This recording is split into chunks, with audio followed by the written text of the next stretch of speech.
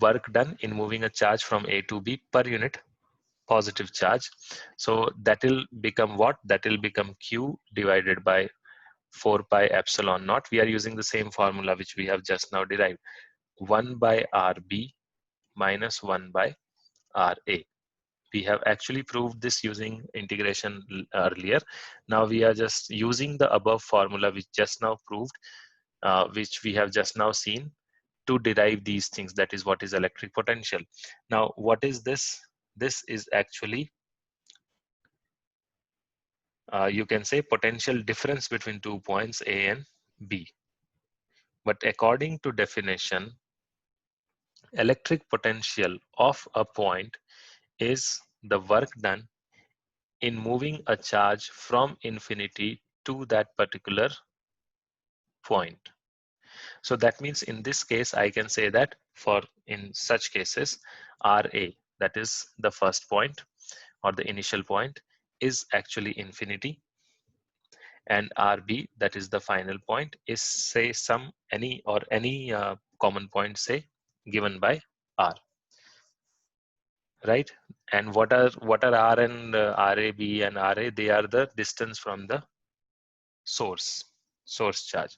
So electric potential will be given by work done in moving a unit positive charge from infinity to a point, say B, right? That work done per unit positive charge, that is divided by the charge, that will be equals to Q by 4 pi epsilon naught into 1 by RB, that is 1 by R, minus 1 by RA, that is infinity, and 1 by infinity is 0.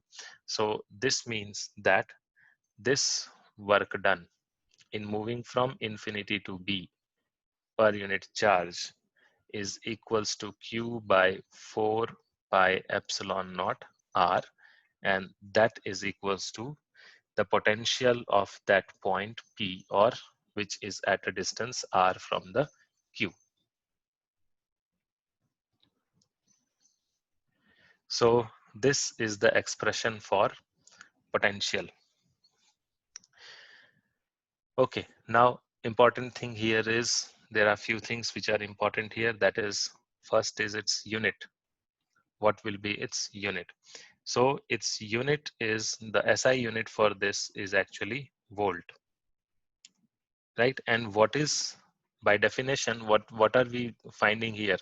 We are actually finding the work done per unit charge. So work done is joule and charge is coulomb. So it will be joules per coulomb, right? And again, work done is force into displacement, right? So that is Newton meter. So that's why another unit can be Newton meter per coulomb. So these three are three different units. Actually, they are same. So 1 volt is equals to 1 joule coulomb is equals to 1 Newton per coulomb. So these are the units of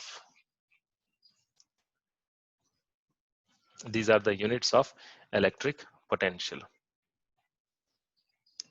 of a point. So electric potential is,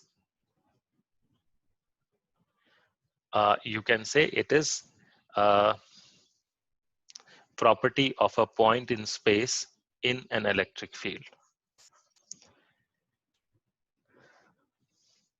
right? So what is electric potential at a point? So it is actually, if it is 1 volt, if I need a work of 1 joule to be done in moving 1 coulomb charge from infinity to a point, or to that particular point in the electric field, correct? And as we have already seen, potential difference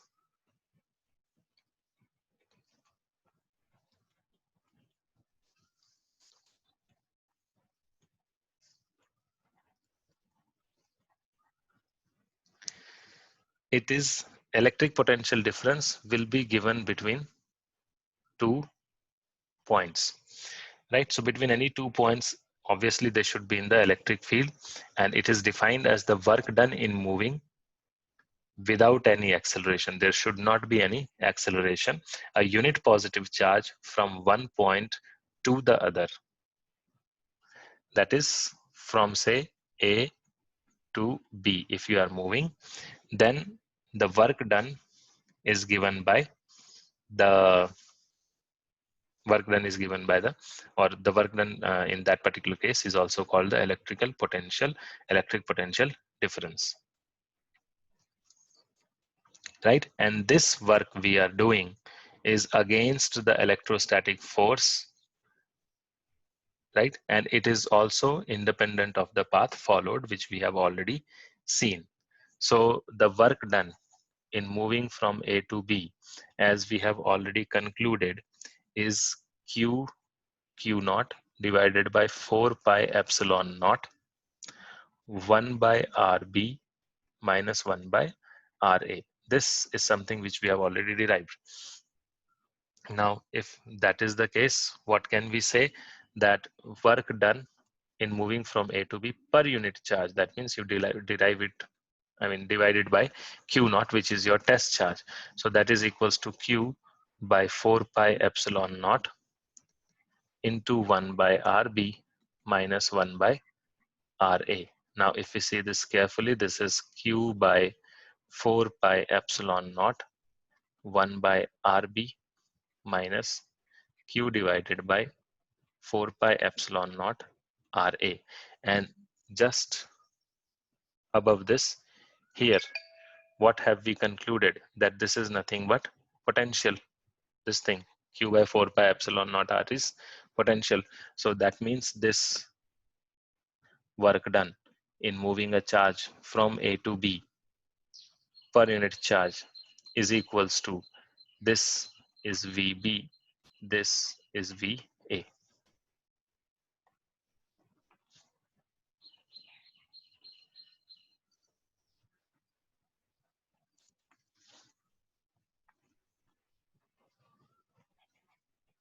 So this is the work done in moving a charge from A to B. This will also be given by delta V, that is change in potential or potential difference. Again, just like electric potential, or which we have seen earlier, the potential and potential difference both are scalar quantities, right? So these observations I'll write here, that V and delta V both are scalars. That is, they don't depend on direction, they don't have any direction, right? Potential at infinity is equals to 0. At infinity, we assume that potential is 0, and it makes sense as well that if you are at very high distance from a given charge, then obviously at that point the chances of having force or electric field due to the due to the source charge is very 0. It is very low or minimum, or there won't be any electric field. So if there won't be any electric field, there won't be any electrostatic force. If there won't be any electrostatic force, there should not be any work done against that electrostatic force. So that's why we say that V infinity, or the potential at infinity, is 0. Next is that electric potential near an isolated positive charge is positive, and that near an isolated negative charge is negative. So potential near a positive charge, isolated positive charge, will be positive, and potential near a negative charge, isolated negative charge, that will be negative. Right? Why? Because this, what is the formula? Formula is this Q by 4 pi epsilon. So if Q is positive, V is positive. If Q is negative, V is negative. So that is the third point. Okay, and units are still same even for potential as well as potential difference, that is volts, right? That is even our in the CGS unit, and this is our SI unit, right? And when we say CGS, that is centimeter, gram, and seconds, then this is called 1 stat volt, and that is actually equals to 1 erg per stat coulomb. So even if you don't get it, it doesn't make any, you no need to worry. It's just that in CGS, you call it as stat volts. So you find the individual potentials, add them, and that will give you the total potential. What will be potential here? As we have seen earlier, this is Q1 divided by this particular distance, that is say R1. Q1 divided by 4 pi epsilon naught R1. That is this potential. Same way here, the potential will be, if this is R2, the potential will be Q2 divided by 4 pi epsilon R2. Now what do we have to do? We have to formulate a formula here. So what we can say is this is 1 by 4 pi epsilon naught that we are seeing is common. The charge and the distance is changing. So that is sigma of charge divided by saving. So charge divided by distance, that is Ri, where I changes from 1 to n. Now that is what is the formula for potential due to group of charges.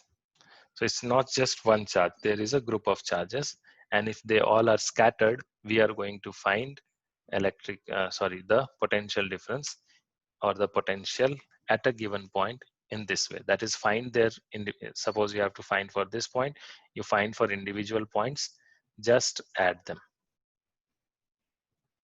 Add them just like any other numbers or arithmetic, or how you are going to do in arithmetic, the same thing, because it's a scalar quantity. Right, so that is the potential due to group of charges. Now some points which we have to take care here as well are one by one. I'll explain that.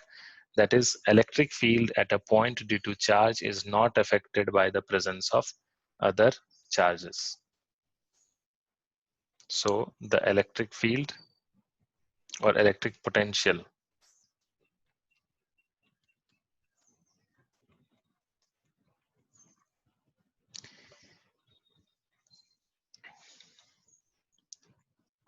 is not affected by other charges. Second is that this potential is inversely proportional to R. And the force which we have seen earlier was directly proportional to 1 by R square. So this simply says about the relation between potential and R.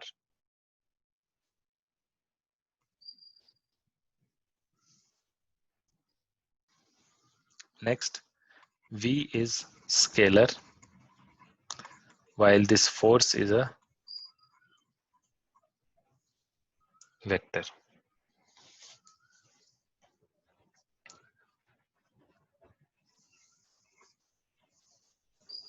Right? And even if we say V as, say this V as a potential at a point, this is actually difference between potential of infinity and of that particular point.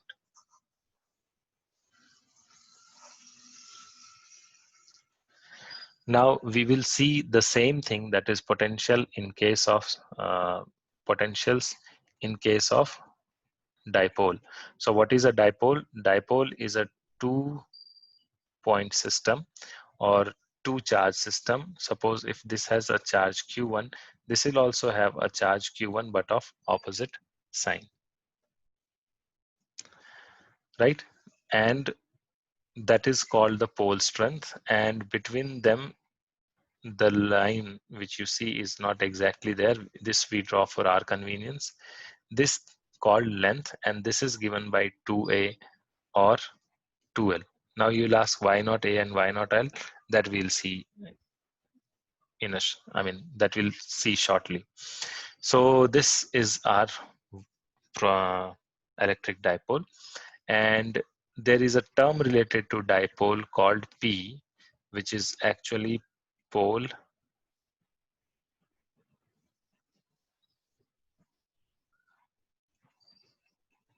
dipole moment, right? And what is this? This dipole moment is equals to Q into 2a or 2l.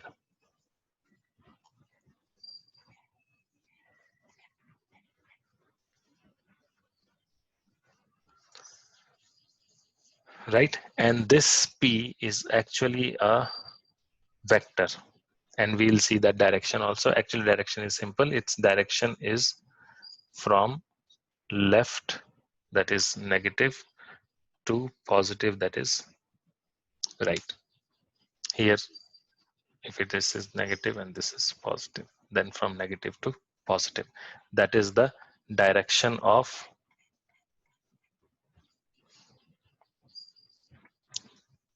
dipole moment. Now we use the same thing and we find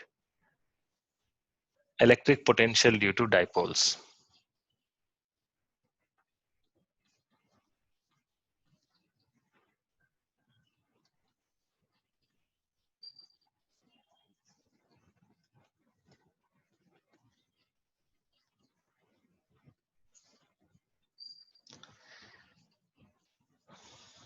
Electric potential due to dipoles.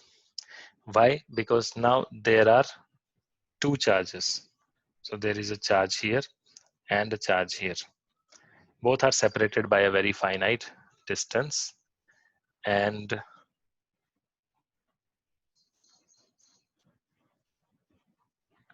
if this is the case, right?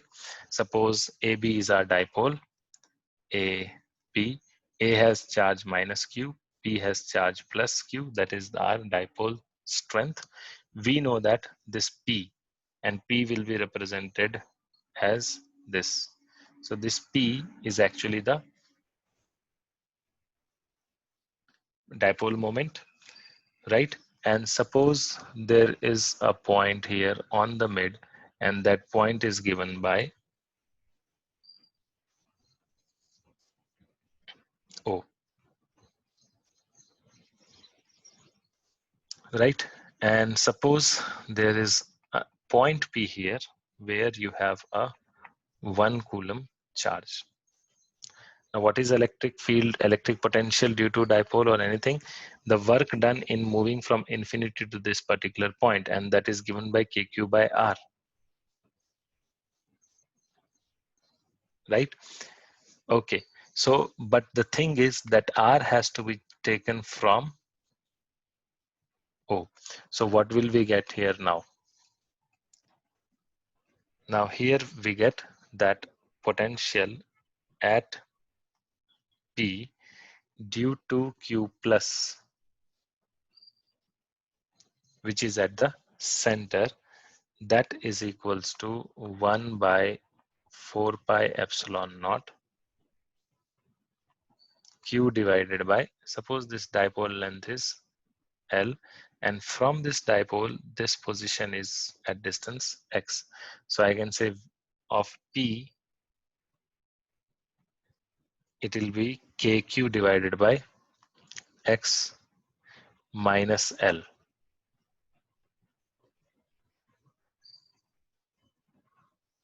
right? That is potential at P due to charge Q plus. So this total distance is x, then this is from BP, it is x. So this will be, this distance will be x minus L, right? Same way, potential at P due to Q negative, that is the negative charge. That will be what? That will be 1 by 4 pi epsilon naught Q by X plus L,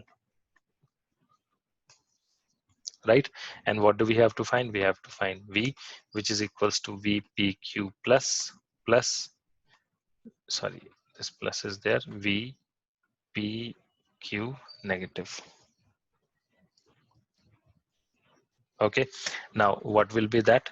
As you can see there, Q by 4 pi epsilon naught is common, and inside we have 1 by x minus L minus 1 by x plus L, right? Now what is left? Only thing left is to simplify this. So when we simplify this, we get V is equals to, so this will be x plus L. If I take only this side, it will be x plus L minus x minus L. So x will cancel x, and but L will become 2L. So this is equals to Q divided by 4 pi epsilon naught,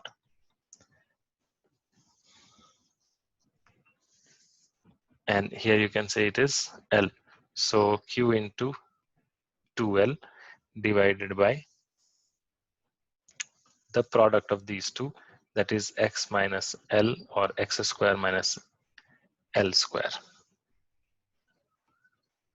Now this is exactly what V is.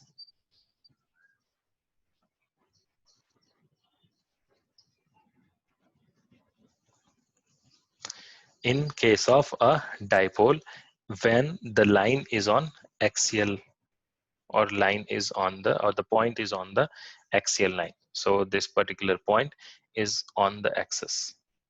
Another position for this can be on this O. That means from O, draw a perpendicular bisector, and from there you calculate the values. So such line which passes through the center and perpendicular to the plane, such lines are called equatorial line. So that is exactly our second topic, that is the triangles, or that is the dipole, the potential due to dipole at a point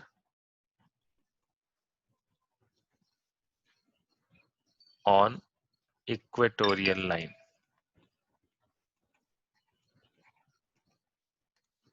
Now this is going to be very easy. Equatorial line means, suppose, how will it look? I'll draw that.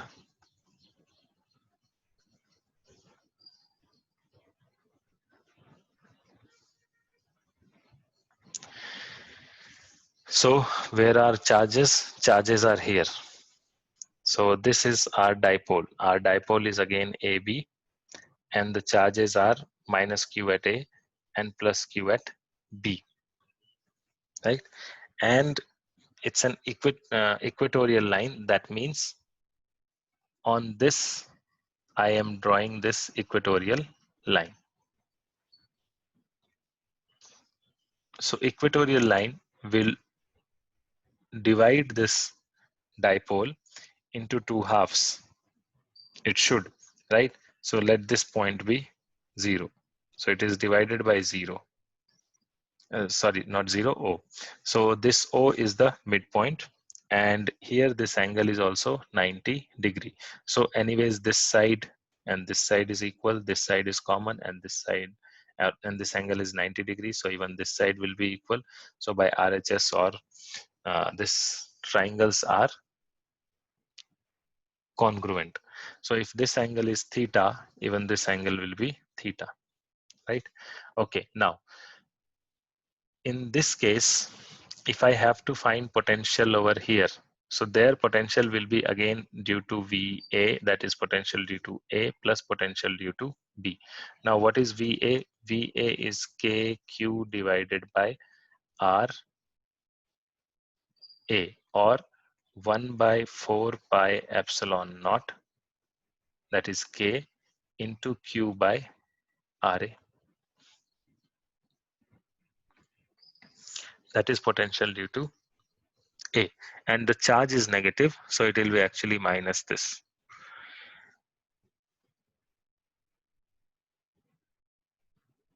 Okay, and what will be potential due to B? It will be just KQ divided by RB, or 1 by 4 pi epsilon naught Q divided by RB. And because of this symmetry, I can say that RA is equals to RB. So that means the total V will be equals to VA plus VB. And as you can see here, one is plus and another is minus. So V will be equals to 0. So that is the situation here, that V equals to 0 on equatorial line.